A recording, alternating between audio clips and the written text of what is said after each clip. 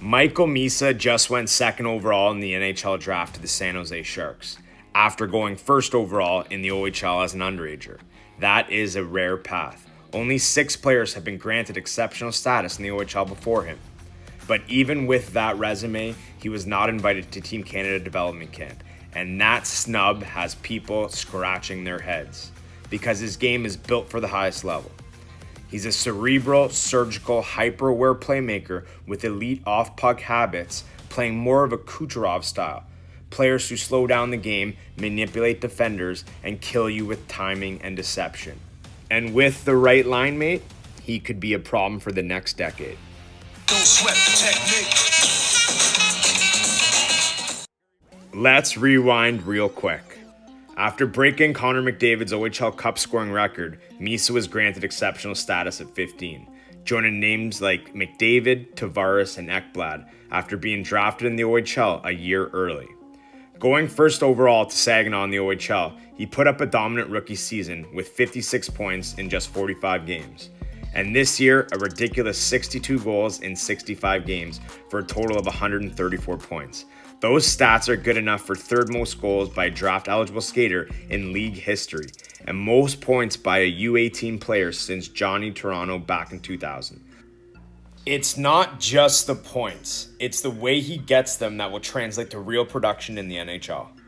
Let's first talk about his hockey IQ and off-the-puck habits. This is where Misa separates himself. He doesn't need the puck on a stick for 20 seconds to make an impact. He's constantly scanning, finding seams, reading defenders' eyes and feet. One of the biggest strengths in his game is his ability to time his arrival.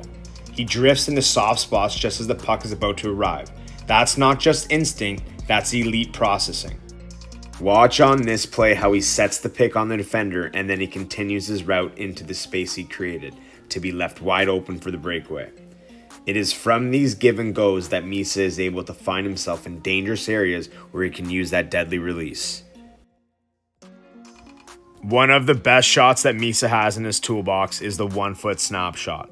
There are few players that can release the puck as fast as Misa, and an area that he's always looking to beat goalies is right above the pad, low blocker or low glove.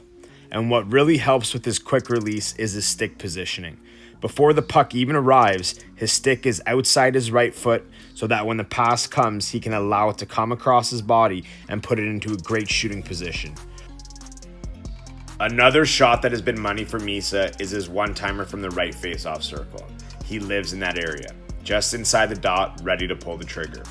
One-timers are lethal at every level, but especially at the NHL.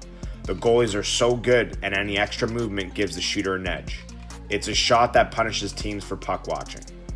Watch this sequence. Misa starts outside the dot and the PK unit is in good structure. You've got this forward cutting off the cross-ice seam. But look what Misa does. He doesn't stay static. He makes a subtle positional shift, just enough to create a new passing angle. All 4 killers are puck focused and nobody picks up on the change. Boom. One quick touch and it's in the back of the net. That's the art of getting open without the puck, and it's another reason he's so dangerous. Now let's talk about goals that don't make the highlight reels. The dirty ones. Tips, rebounds, net front chaos. Misa scores a ton of these goals. And while skill is great, these gritty goals are the ones that show up in playoffs. Just look at the last 2 years. The Florida Panthers took down the high-flying Oilers by grinding out wins with traffic, screens, and rebound tap-ins. Every NHL team knows success comes from being willing to battle in the trenches. Misa's got that combo, high offensive IQ and the willingness to park himself in tough areas. At 6'1", he's got the frame to hold his ground and cash in, and that's why scouts love him. He scores in every way. Take notice of all the details on this play. To prevent himself from going offside, Misa first drags his foot at the offensive blue line. This allows him to maintain speed and then get behind the defenseman. With the back pressure on the puck carrier, if Misa doesn't get open, this likely ends up as a dead play. But with his elite stick positioning behind the defender's heels, he's able to convert this play.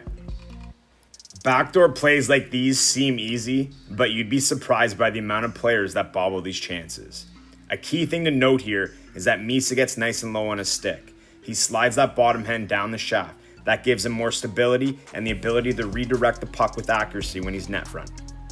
Being a centerman, we can see Misa showcase his speed on these breakaways. While he is more of a patient player, he does have the ability to get his legs pumping and blow by guys. This elite speed is especially crucial for centermen, as they are expected to support the play all across the ice. Finally, let's talk fit, because this gets exciting. Misa landing in San Jose means he'll be joining Macklin Celebrini, who is already making his mark as a two-way centerman in the league. If these two guys find chemistry, watch out. You've got two elite minds, both of them with finishing ability, and both of them with high-end reads. The question for Coach Ryan Warsofsky is to decide whether Misa is going to slot in next to Celebrini as a left winger, or does he run his own line as a second-line centerman. Either way, the Sharks are building something smart. Celebrini and Misa together could be the highest IQ forward duo they've ever had, and it's perhaps the light at the end of the tunnel for a team that's going through a long rebuild. At the end of the day, Michael Misa is more than just another high draft pick. He's a player with a unique mix of skill, IQ, and versatility that you rarely see at this age.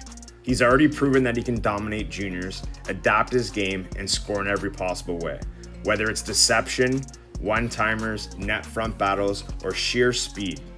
Now with the chance to grow alongside Macklin Celebrini in San Jose, his ceiling looks even higher.